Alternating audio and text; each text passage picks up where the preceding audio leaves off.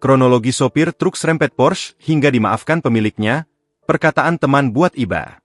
Video menayangkan pemilik Porsche yang memaafkan sopir truk karena telah menabrak mobilnya menjadi sorotan viral di media sosial. Peristiwa tersebut terjadi di daerah TB Simatupang, Kecamatan Cilandak, Jakarta Selatan pada Selasa, 29 Juli 2025. Video yang merekam momen setelah terjadinya tabrakan tersebut beredar viral.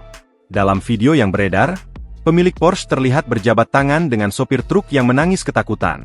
Pemilik Porsche itu meminta sopir truk agar segera pulang dan memerhatikan apabila dirinya sudah mulai mengantuk, karena akan membahayakan pengendara lain.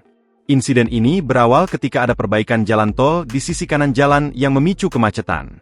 3 ruas jalan dan 1 bahu jalan kemudian mengerucut hanya menjadi 2 ruas jalan saja.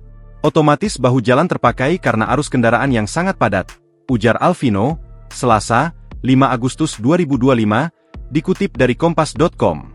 Kemudian, mobil Porsche miliknya masuk dari sisi kanan jalan, sementara di sebelah kanan terdapat truk besar. Awalnya, truk itu ada di belakang mobil Emmanuel Alvino. Alvino menduga, posisi sopir truk yang berada di kemudi membuatnya tidak bisa melihat mobil miliknya. Mungkin karena mobil ini kecil, ceper, dan truknya besar sekali, abang itu juga nggak ngelihat ya spionnya kalau di sebelah kiri dia ada mobil, papar Alvino. Setelah beberapa saat, lanjut Emmanuel Alvino, truk kian mendekat.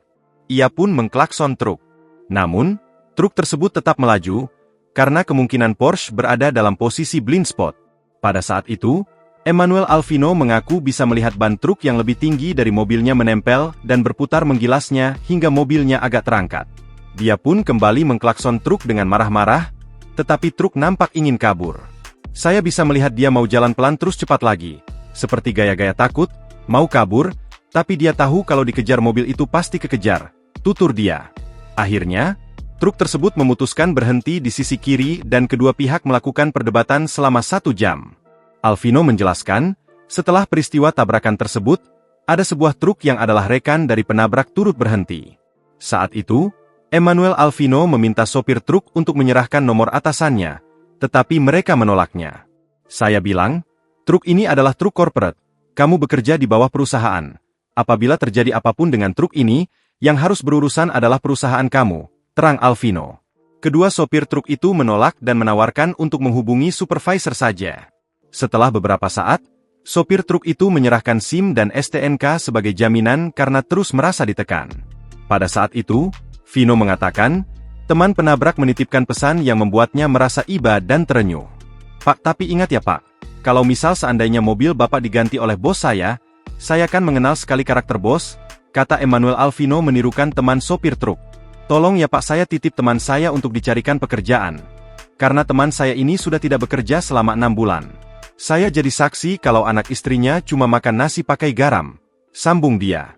Saat itu juga Vino mengaku langsung merasa iba dan menggunakan istilah, mundur teratur, dari perkara tersebut.